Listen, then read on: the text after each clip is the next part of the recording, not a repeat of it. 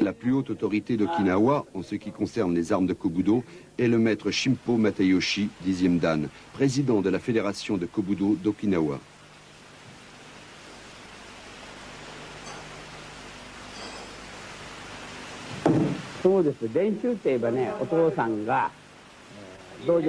En ce qui concerne l'entraînement, mon père avait 3 dojos.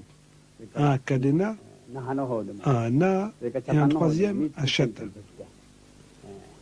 J'ai commencé à m'entraîner en regardant les autres, vers l'âge de 4 ans. Et quand j'ai atteint l'âge de 7 ans, je connaissais déjà à peu près 5 katas.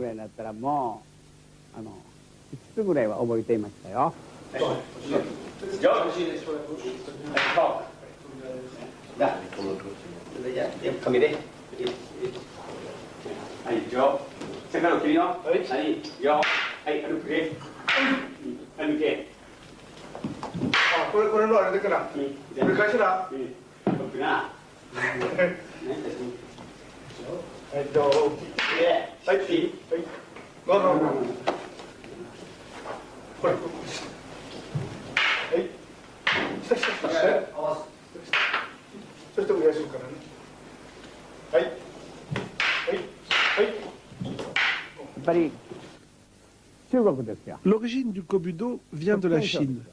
Cette technique n'est pas originaire d'Okinawa. Elle a été importée principalement de la province du Fujian et aussi de l'île de Taïwan.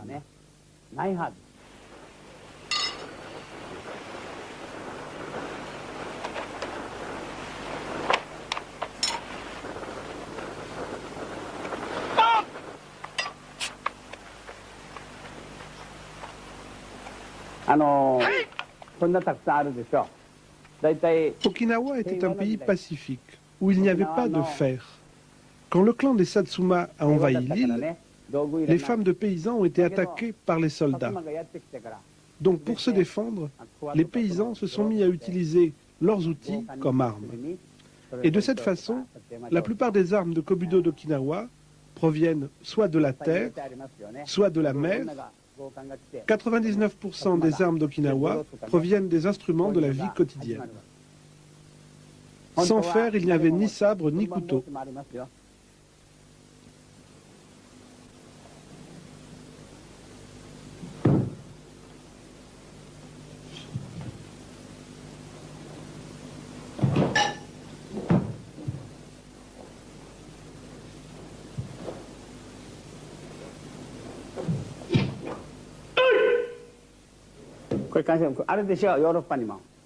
La plupart des armes de Kobudo sont spécifiques à Okinawa.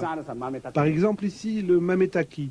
C'est une sorte de fléau en bois articulé qu'on trouve aussi au Vietnam et à Taïwan. Au départ, les techniques de Kobudo sont des techniques de paysans. Plus tard, elles ont été récupérées par les nobles qui les ont transmises et enseignées.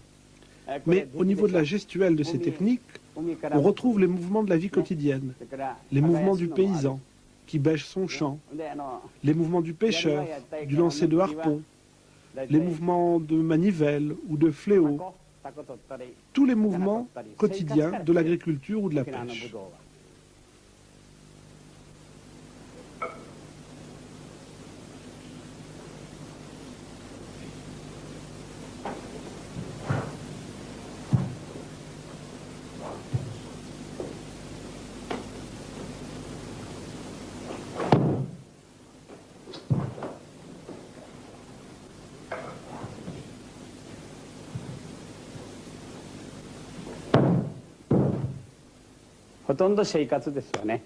Comme il n'y avait pas de fer à Okinawa, on ne trouvait ni katana, ni fusil.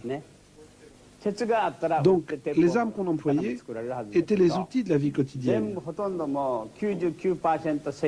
Par exemple, différentes sortes de manivelles, les fléaux qu'on employait pour le blé ou le riz, comme le mametaki. Il y avait aussi la rame des pêcheurs, écou. Il y avait également le tonfa qui servait de manivelle, plus toutes sortes d'armes, les kamas, les faucilles. Tout cela formait les armes de Kobudo d'Okinawa.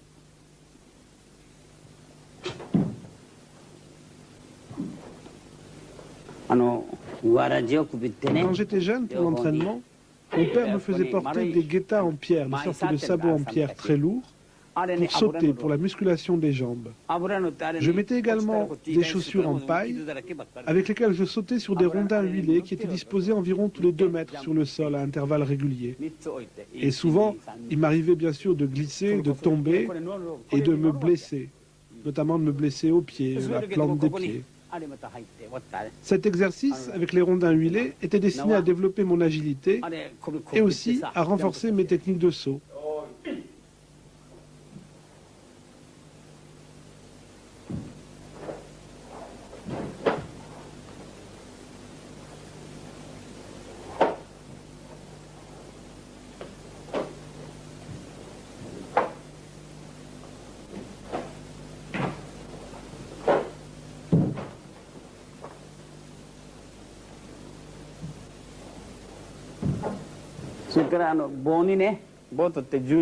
J'avais créé pour m'entraîner une sorte de croix avec un bâton planté dans le sol, vertical, et un deuxième bâton mobile.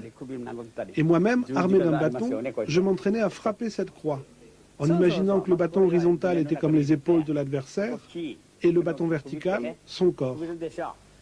C'était, si on peut dire, une sorte de makiwara destiné à l'entraînement, un makiwara mobile.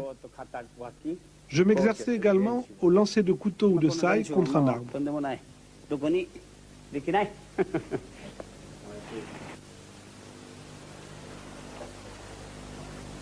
Un kata de Eku, la rame des pêcheurs. On ne peut qu'admirer la technique de maître Masayoshi à l'âge de 75 ans.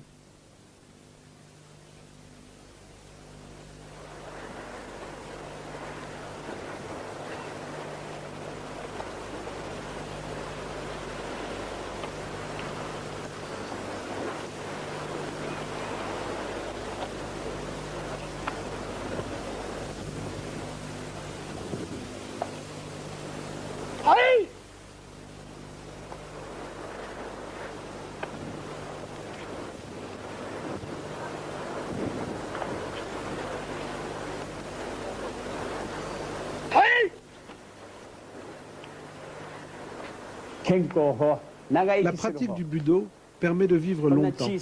Rien qu'à Okinawa, il y a plus de 400 centenaires.